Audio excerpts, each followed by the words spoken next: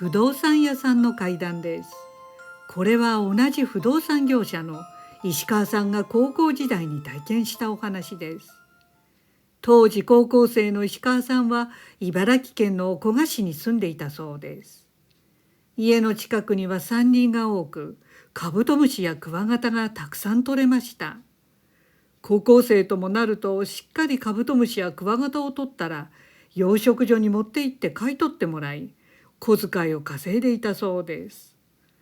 そんなわけで近くの山から採集していき、虫が少なくなってくるとさらに奥の山に採集に行くという具合でした。ですからだんだんと山奥に採集の場が移行していきました。そしてついに茨城県から栃木県に範囲を広げてカブトムシやクワガタを採集するようになったそうです。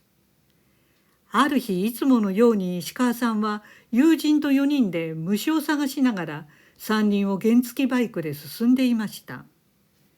すると森が急に開けてきたそうです。そこは広い空き地でテニスコート4面ぐらいの敷地で周りを有刺鉄線で囲ってありました。石川さんたちはこんな山奥に誰かの私有地か公共の施設があるのかと不思議でした。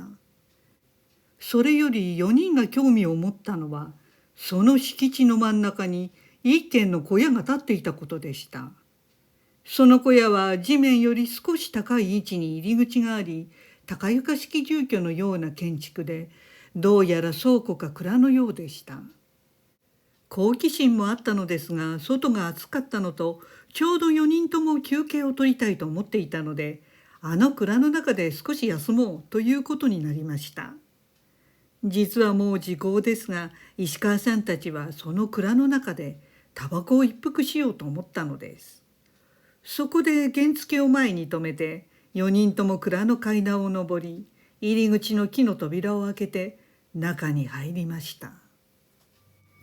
蔵の中は外に日が差さないようになっていたので真っ暗だったそうです。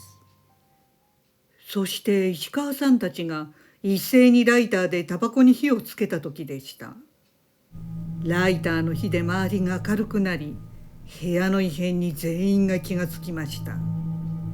4人は絶句し、言葉が出なかったそうです。蔵の壁という壁に隙間なく悪性退散というお札がぎっしり貼ってあったのです。4人とも内心かなりビビっていたのですが、そこは思春期の少年たちでしたから、怖い素振りなどみじんも見せずに、なんだこりゃと言いながら強がっていました。そしてそのうちの一人の A 君が突然そのお札を剥がし始めたそうです。石川さんはこれはやばいと思ったのですが、強がっていた手前何も言えず黙って見ていました。ただ他の仲間もまずいと思っていたようで、怖さに耐えきれず誰かがもう帰ろうと言い出しました。みんな即同意し表に出たそうです。外はすでに薄暗く夕暮れになっていました。4人は原付バイクで一列になって市街地に向かって走行していました。ちょうど街中に入った頃、石川さんはハッとしたそうです。石川さんの目の前を走っていた仲間の原付に複数の半透明の人が覆いかぶさって、そのおのおのがハンドルを握ろうとしているのが見えました。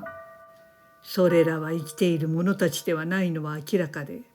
その原付を運転しているのはさっき蔵でお札を剥がした A 君でした。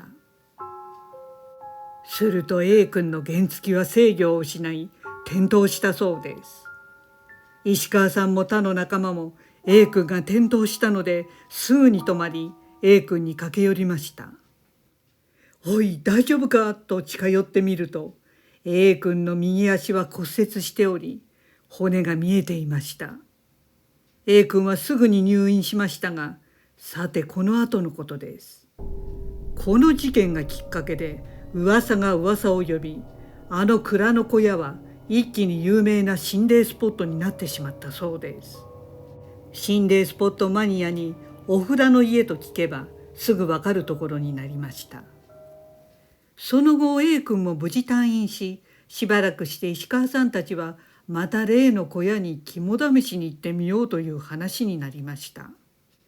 その時はすでに心霊スポットになっていたので、石川さんは気が乗らなかったそうです。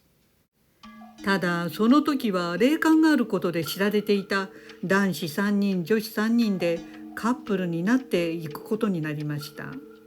その小屋にカップルごとに10分間滞在して、全カップルが滞在し終わったらどんなものを中で見たり感じたりしたかを話すということになったそうです。そういうわけで霊感のある石川さんも少し調子に乗ってしまったそうで行くことにしました。暗くなってから全員現地に集まりました。最初のカップルが中に入って10分経ってから戻ってきました。そして次のカップルが交代で行って戻ってくると、最後のカップルが行きました。そして3組全部が戻ってきたので、さあ答え合わせをしようということになりました。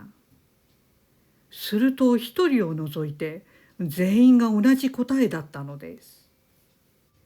6人中5人は小屋の中にしばらくいると、中学生くらいの女の子の姿が見えてきて、